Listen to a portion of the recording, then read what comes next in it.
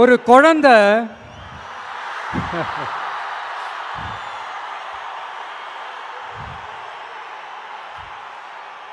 ஒரு குழந்தை முதல் அம்மான்னு சொல்றப்போ அந்த அம்மாவுக்கு ஒரு சிலிர்ப்பு ஒன்று வரும் பாருங்க.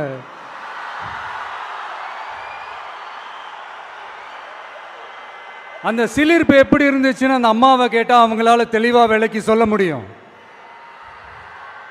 ஆனால் அந்த உணர்வு எப்படி இருந்துச்சுன்னு அந்த குழந்தைய கேட்டால் அந்த குழந்தை எப்படிங்க சொல்லும்? முதல்ல அந்த குழந்தைக்கு எப்படி சொல்ல தெரியும்? குழந்தைகிட்ட எதை கேட்டாலும் பால் வாசம் மாறாத வாயோட மடலை தவழ வெள்ளந்தியா சிரிக்க மட்டும்தானே தெரியும். அது உணர்ந்து அந்த சிலிர்ப்பை சிலாகிச்சு வார்த்தையில சொல்றதுக்கு அந்த குழந்தைக்கு தெரியாதுல்ல. அப்படி ஒரு உணர்வோட தான் இப்ப உங்க முன்னாடி நான் நிக்கிறேன்.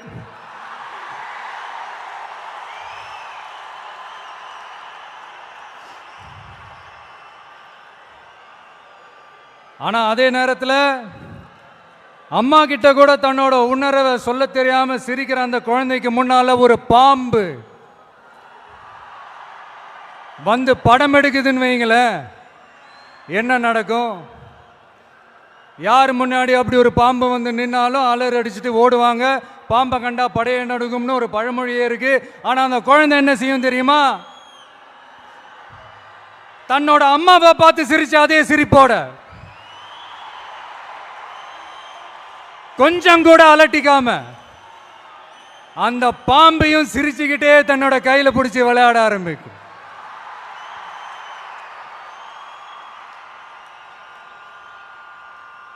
அப்ப அந்த குழந்தைக்கு பாம்பை கண்டா பயம் இல்லையான்னு ஒரு கேள்வியும் வரும். பாச உணர்வே என்னன்னு சொல்ல தெரியாது அந்த குழந்தைக்கு பயம்னா மட்டும் எப்படிங்க சொல்ல தெரியும்?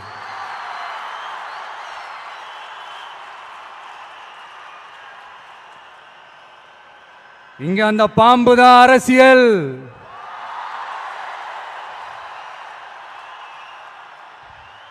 அத கையில பிடிச்சி விளையாட ஆரம்பிக்கிறது தான் உங்க உங்க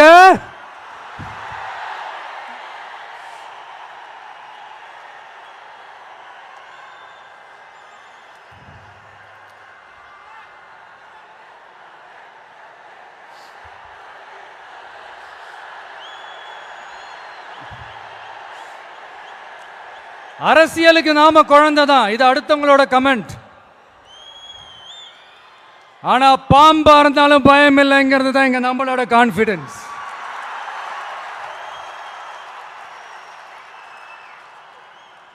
அரசியல் ஒன்றும் சினி ஃபீல்டு இல்லையே, பேட்டில் ஃபீல்டு ஆச்சு, கொஞ்சம் சீரியஸாக தானே இருக்கும்.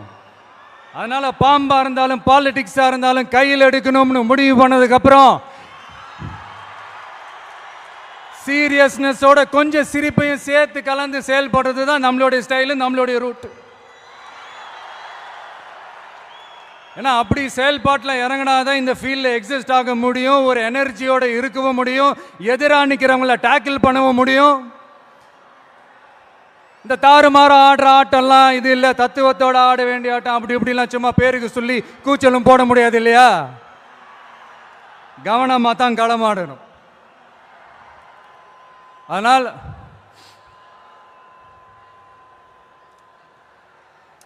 இந்த உணர்ச்சி மயமான தருணத்தில் இந்த மேடை பேச்சோட இந்த ஃபார்மேட்டையும் நான் மறந்துட்டேன். Sorry, very sorry. நம்ம கட்சியினுடைய முதல் மாநாட்டிற்கு என்னுடைய பொதுச் செயலாளர் மிஸ்டர் ஆனந்த் அவர்களே,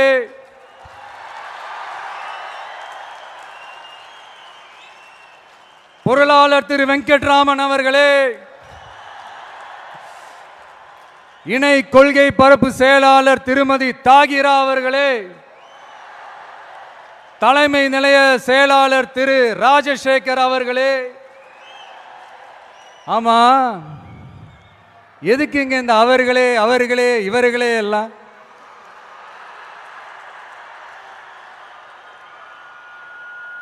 பிறப்புக்கும் எல்லா உயிருக்கும்னு ஒரு அடிப்படை கொள்கையை அறிவிச்சுட்டு அவங்க இவங்க எதுக்குங்க பிரிச்சு பார்க்கணும்?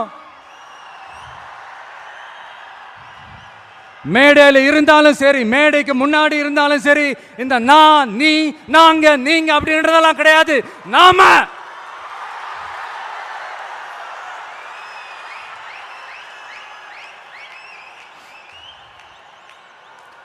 இங்க யாரு மேல யாரு கீழே அப்படின்ற பாகுபாடெல்லாம் எப்போ நம்ம பார்க்க போறதே இல்லை. நம்மளை பொறுத்த வரைக்கும் நம்ம எல்லாருமே ஒண்ணுதான், நாம எல்லாருமே சமம் தான். அதனால என் நெஞ்சில் குடி இருக்கும் ஒட்டுமொத்தமானவங்க எல்லாருக்கும், ஒட்டுமொத்தமானவங்க எல்லாருக்கும் என்னோட உயிர் வணக்கங்கள், என்னோட உயிர் வணக்கங்கள், என்னோட உயிர் வணக்கங்கள்.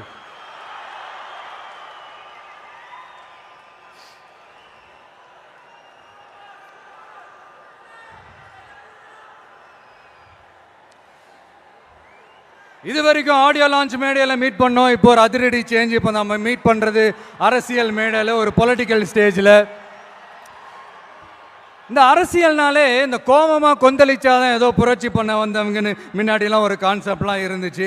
அதெல்லாம் நமக்கு எதுக்குங்க, அதெல்லாம் நமக்கு செட்டும் ஆகாதுங்க. அதனால இந்த ஊ அப்படி இப்படி ஆச்சா போச்சான்லாம் இந்த கத்துறதெல்லாம் விட்டுட்டு, இந்த கோபமாக கொந்தளிக்கிறதெல்லாம் விட்டுட்டு, ஸ்பீக்கிங் டு த பாயிண்ட், டக்குன்னு பேச இந்த விஷயத்துக்கு வந்துடணும். சயின்ஸ் அண்ட் டெக்னாலஜி மட்டும்தான் மாறணுமா, டெவலப் ஆகணுமா? ஏன் பாலிடிக்ஸ் மட்டும் மாறக்கூடாதா,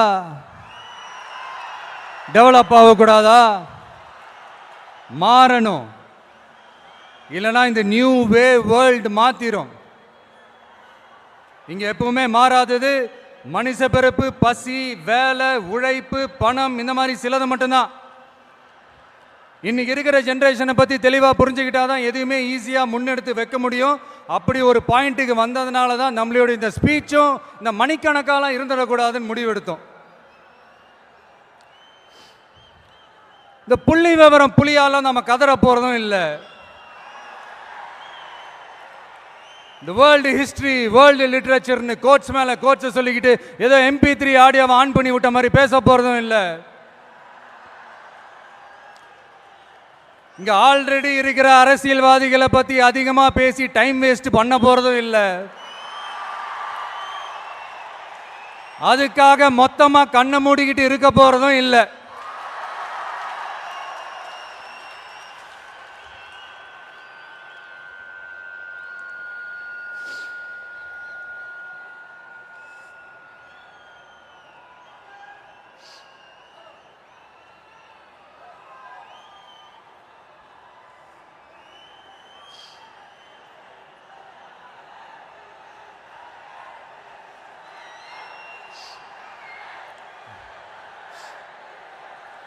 இப்போ என்ன தேவை, அது எப்படி தீர்த்து வைக்கிறது, இப்போ என்ன ப்ராப்ளம், அதுக்கு என்ன சொல்யூஷன், இப்படி யோசிச்சாலே போதுங்க.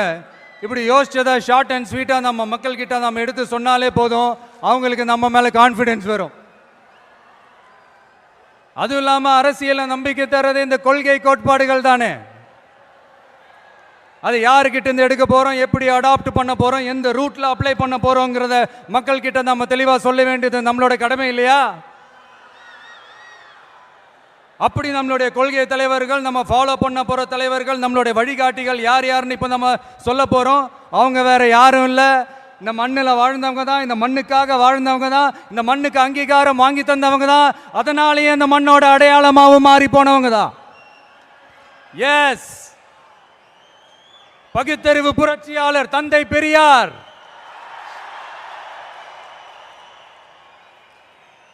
என்னது பெரியார் உங்க கொள்கை தலைவரா அப்படின்ட்டு ஒரு கூட்டம் அவங்களா ஒரு முடிவுக்கு வந்துட்டு ஒரு கூச்சல் மேல கூச்சல் போட்டுக்கிட்டு ஒரு பெயிண்ட் டப்பாவை தூக்கிட்டு கிளம்பிடுவாங்க பாருங்க.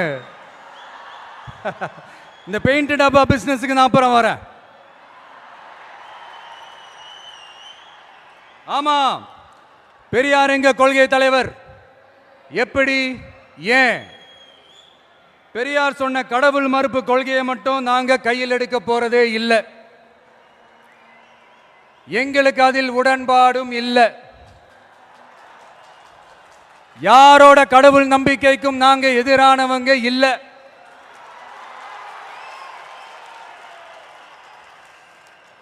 அரசியல் அண்ணன் தம்பி உறவை அறிமுகப்படுத்தின அறிஞர் அண்ணா சொன்ன மாதிரி ஒன்றே குலம் ஒருவனே தேவன்றது தான் எங்க நிலைப்பாடும். ஆனாலும் பெண் கல்வி, பெண்கள் முன்னேற்றம், சமூக சீர்திருத்தம், சமூக நீதி, பகுத்தறிவு சிந்தனை. பெரியார் சொன்னது எல்லாத்தையும் நாம முன்னெடுக்க போறோம். பெரியாருக்கு அப்புறம் எங்களுடைய கொள்கை தலைவர் பச்சை தமிழன் பெருந்தலைவர் காமராஜர். பெருந்தலைவர் காமராஜர் இந்த மண்ணில மதச்சார்பின்மைக்கும் நேர்மையான நிர்வாக செயல்பாட்டுக்கும் முன்னுதாரணமாக இருக்கிறதால அவரை எங்கள் வழிகாட்டியாக ஏற்கிறோம். இந்திய துணைக்கண்டத்தின் அரசியல் சாசனத்தை ஆக்கி காட்டியவர் அண்ணல் அம்பேத்கர்.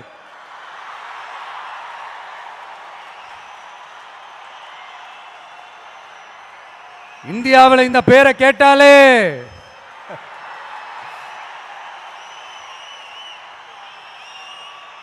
சமூகத்தில் ஏற்றத்தாழ்வு ஏற்படுத்துறவங்க எல்லாம் நடுங்கி போயிடுவாங்க. வகுப்பு வாரி பிரதிநிதித்துவத்தையும் சாதிய ஒடுக்குமுறையும் நிலைநிறுத்த போராடின மாபெரும் தலைவர், அவரையும் எங்கள் வழிகாட்டி என்று சொல்வதில் பெருமை கொள்கிறோம்.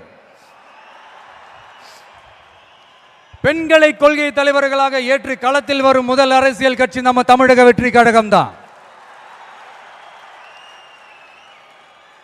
அப்படி நாம வழிகாட்டி தலைவர்களாக ஏற்ற 2 பெண்கள்ல ஒருத்தர் ஆக பெரும் வீராங்கனை, இந்த மண்ணை கட்டியாண்ட பேரரசி Velu Nachiyar.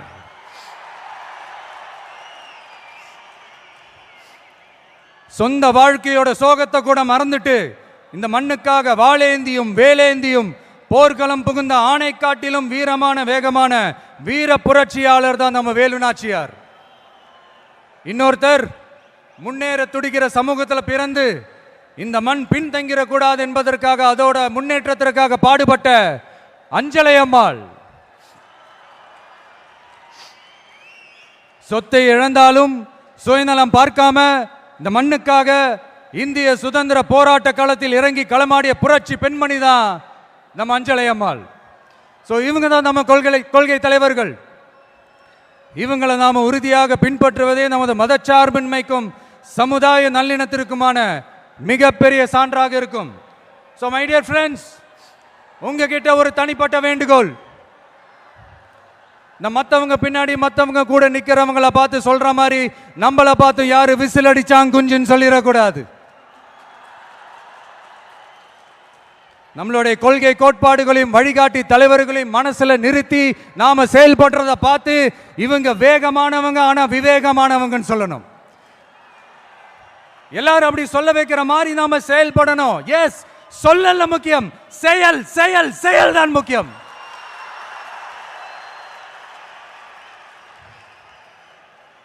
At any cost, no truce and no compromise in our political war. நம்மளோட அரசியல் போரில் கொள்கை கோட்பாடுகளில் சமரசத்துக்கோ சண்டை நிறுத்தத்துக்கோ எப்போதும் இடமில்லை.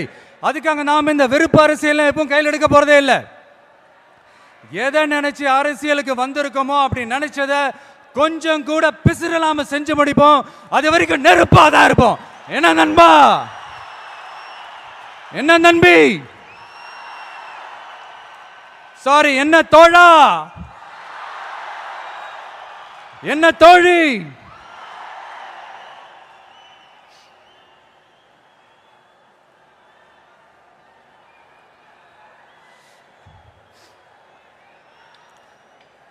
இந்த அரசியல்லாம் நமக்கு எதுக்குங்க? நாம பாட்டுக்கு நடிச்சோமா 4 காசு பார்த்தோமான்னு இருக்கலான்னு தான் ஆரம்பத்தில் நானும் நினைச்சேன்.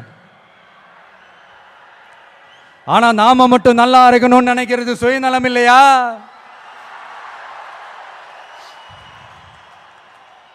நம்மளை வாழ வச்ச இந்த மக்களுக்காக நாம் எதுவும் செய்யாம இருக்கிறது நல்ல விசுவாசமா இருக்குமா?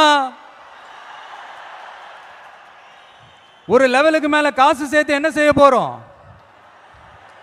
நமக்கு இந்த வாழ்க்கையை கொடுத்த நம்ம மக்களுக்கு நாம என்னதான் செய்ய போறோம்? இப்படிலாம் ஏகப்பட்ட கேள்விகள் மனசுக்குள்ள வந்துகிட்டே இருந்தது. இப்படி எல்லா கேள்விகளுக்கும் ஒட்டுமொத்தமா ஒரு விடையை கண்டுபிடிக்க யோசிச்சப்பதான் அரசியல் அப்படின்னு ஒரு விடை கிடைச்சது. சரி, இந்த அரசியல் எப்படிப்பட்டது, நம்மளால ஹேண்டில் பண்ண முடியுமா, இது நம்ம இயல்புக்கு செட் ஆகுமா, இப்படி இன்னும் எக்ஸ்ட்ரா கேள்விகள் வேற வந்து ஏதோ பூதம் கிளம்பி வந்த மாதிரி வந்துகிட்டே இருந்தது. இப்படி எல்லாத்தையும் பூத கண்ணாடி வச்சு பார்த்துக்கிட்டே இருந்தா எதுவும் உருப்படியா செய்ய முடியாது. சில விஷயங்கள்ல பின் விளைவுகளை பத்தி யோசிக்காம இறங்கி அடிச்சாதான் நம்மள நம்புறவங்களுக்கு நல்லது செய்ய முடியும்னு இங்க தோணுச்சு. அதான் இறங்கியாச்சு. இனி எதை பத்தி யோசிக்க கூடாது. ஆனா எடுத்து வைக்கிற ஒவ்வொரு அடியிலையும் யோசனையும் நிதானமும் இருக்கணும்னு தான் முடிவு பண்ணி தான் வந்திருக்கிறோம். நாம யாரு, நாம எவ்வளவு ஸ்ட்ராங் அப்படிங்கிறதெல்லாம் சும்மா வாயில சொல்லக்கூடாது, செயல்ல காட்டணும். அதை நிரூபிக்க அரசியல்ல நம்ம என்ன ஸ்டாண்ட் எடுக்க போறோங்கிறது தான் ரொம்ப இம்பார்ட்டன்ட். ஏன்னா அதுதான் நம்மளுடைய எதிரிகள் யாருன்னு சொல்லும். அப்படி ஒரு கரெக்டான ஒரு ஸ்டாண்ட் எடுத்துட்டாலே நம்மளுடைய எதிரிகள் யாருன்னு நாம சொல்ல தேவையில்லை, அவங்களே நம்ம முன்னாடி வந்து நின்று நம்மளை எதிர்க்க ஆரம்பிப்பாங்க.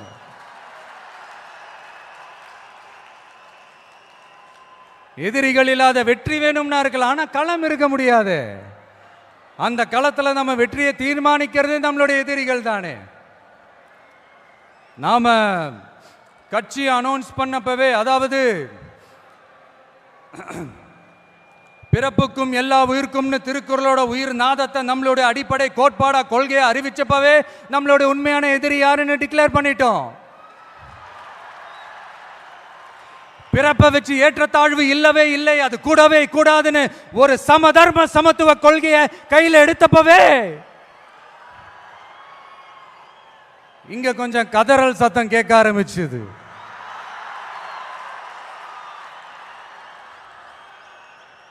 இந்த மாநாட்டில் இப்போ ஓப்பனா அறிவிச்சதுக்கு அப்புறம் அந்த கதறல் இன்னும் சத்தமா கேட்கும் நினைக்கிறேன். பார்ப்போம். நம்மளோட இந்த இயல்பான அடிப்படையான கோட்பாட்டுக்கு எதிராக இருக்கிற மாதிரி மக்களை மதம், சாதி, இனம், மொழி, பாலினம், ஏழை பணக்காரன்னு சூழ்ச்சி செய்து பிரித்து ஆளும் பிளவுவாத அரசியல் சித்தாந்தம் மட்டும்தான் நமக்கு எதிரியா? அப்படின்னா நமக்கு ஒரே ஒரு எதிரி தானா? இல்லையே, நமக்கு இன்னொரு கோட்பாடு இருக்கே. ஊழல் மலிந்த அரசியல் கலாச்சாரத்தை எதிர்க்கிறது தானே அது. அடாடாடாடாடா, இந்த ஊழல் இருக்கே, அது அப்படியே எல்லார் வாழ்க்கையிலையும் பழகி போய் அப்படியே வாழ்ந்துட்டு இருக்கிறோம். இது ஒரு வைரஸ் மாதிரி அப்படியே பரவி கிடக்கு. இது எந்த அளவுக்கு 100% ஒழிக்க முடியுமான்னு எனக்கு தெரியல. பட் வேற வழி இல்லை, அதை ஒழிச்சு தான் ஆகணும். அது வேற கதை, அதுக்கு நம்ம அப்புறமா வருவோம். அதாவது என்ன சொல்ல வந்தேன்னா, இந்த பிளவுவாத சக்திகள் கூட நம்ம ஈஸியாக யாருன்னு கண்டுபிடிச்சிடலாம்.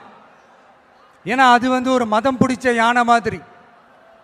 அது பண்ணுற அராஜகத்திலே ஆபியஸாக நம்ம கண்ணுக்கு தெரிஞ்சிடும். அதுவும் இல்லாமல் அதுவே அதை காட்டியும் கொடுத்துரும். ஆனால் இந்த கரப்ஷன் இருக்கே, அது எங்கே ஒளிஞ்சிருக்கு, எப்படி ஒளிஞ்சிருக்கு, எந்த ஃபார்மில் ஒளிஞ்சிருக்கு கண்டுபிடிக்கவே முடியாது. கருத்தியல் பேசி கொள்கை நாடகம் போடும், கலாச்சார பாதுகாப்பு வேஷமும் போடும். அதுக்கு முகமே இருக்காது, முகமுடி தான் இருக்கும். முகமுடி தான் முகமே. இப்படி முகமுடி போட்ட கரப்ஷன் கபடதாரிகள் தான் இப்போ நம்ம கூடவே இருந்துகிட்டு இப்போ இங்க நம்மளை ஆண்டுகிட்டு இருக்காங்க. எஸ், ஐ ரிப்பீட், நம்மளுடைய ஒரு எதிரி பிளவுவாத சக்திகள், நம்மளோட இன்னொரு எதிரி இந்த கரப்ஷன் கபடதாரிகள். நம்ம மக்களுக்கு தெளிவா தெரியும் யார் இங்க வரணும், யார் இங்க வரவே கூடாதுன்னு. ஏன்னா இது மதச்சார்பின்மை பேசுற தமிழ்நாட்டு மண். பெரியார், அண்ணா, பெருந்தலைவர் காமராஜர், வேலு நாச்சியார், அஞ்சலை அம்மா எல்லாம் பிறந்த மண். இங்க இந்து, முஸ்லிம், கிறிஸ்தவர்கள் எல்லாம் அவங்கவுங்க வழிபாட்டு தலங்களையும் வாழ்க்கை முறையிலையும் மட்டும்தான் இருக்கும். ஆனா ஒட்டுமொத்தமா தமிழ்நாடுன்னு வந்துட்டா, ஒற்றுமையை காட்டணும்னு வந்துட்டா ரொம்ப கஷ்டம்.